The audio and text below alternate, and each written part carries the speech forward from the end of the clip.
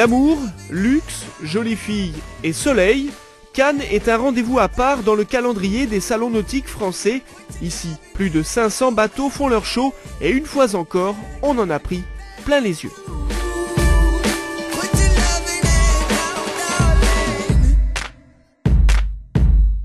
Cannes, c'est notre premier salon français, c'est un des premiers salons européens et c'est un salon tout à fait exceptionnel puisqu'il est à flot et qu'on a la chance de pouvoir avoir une gamme tout à fait exceptionnelle là encore, avec des bateaux de plaisance mais aussi beaucoup de bateaux de grande plaisance qu'on ne peut pas avoir à Paris bien sûr parce qu'il serait très difficile à transporter.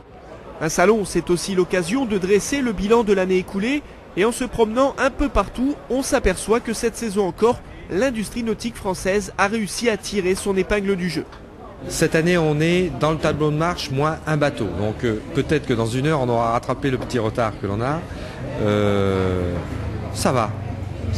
Pour le moment, on tient bien la route. En chiffre d'affaires, on est au-dessus, parce qu'on a vendu plutôt des gros bateaux que des plus petits, ce qui est un petit peu normal dans le contexte. Mais pour le moment, ça se présente plutôt pas mal. Des grosses unités qui ont le vent en poupe, les yachts de luxe français se vendent bien, très bien même, et surtout dans certains pays. La production d'Arcoa, qui est un chantier naval français qui ne construit que des bateaux à moteur haut de gamme, luxe sur mesure, va augmenter cette année de l'ordre de 20%. On se rend compte qu'on a de plus en plus de demandes d'importateurs russes, d'importateurs de pays qui sont en fort développement, qui viennent nous voir. On a vu des Russes aujourd'hui qui sont intéressés par nous distribuer à Moscou, ce qu'on ne voyait pas il y a 2 ans. Par contre, il y a un monde qui est complètement différent. Ce sont les bateaux au-delà de 25 voire 30 mètres. Et ce phénomène est encore accentué pour les bateaux au-dessus de 40 mètres, où là, il n'y a pas du tout de pénurie.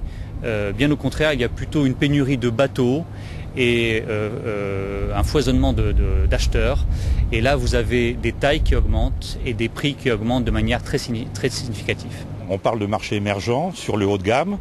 On ne va pas les reciter puisque tout le monde les connaît, notamment l'Asie, la Russie, qui sont très demandeurs de bateaux de plaisance, de bateaux à moteur ou de bateaux à voile de taille conséquente. Donc effectivement, on recherche ces marchés-là et les marchés nous recherchent également. Donc nous sommes tout à fait armés, en tout cas en France, pour répondre à cette demande. Si la plaisance haut de gamme se porte bien, les plus petites unités résistent également. En France, l'industrie nautique a progressé de 5% cette année, un chiffre très bon dans un contexte mondial agité.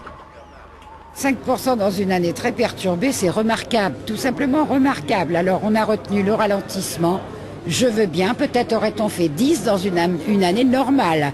Mais dès lors qu'il y a de la croissance, c'est quand même exceptionnel. On a eu 15 années tout à fait extraordinaires, mais je suis intimement convaincue, ça n'engage que moi, que même s'il y avait une petite parenthèse de croissance à un chiffre, ce serait pas mal, mais que le marché va repartir assez fortement après. Sur notre segment qui est un peu le produit luxe de la voile, je dirais que pour le moment il n'y a pas de crise sensible.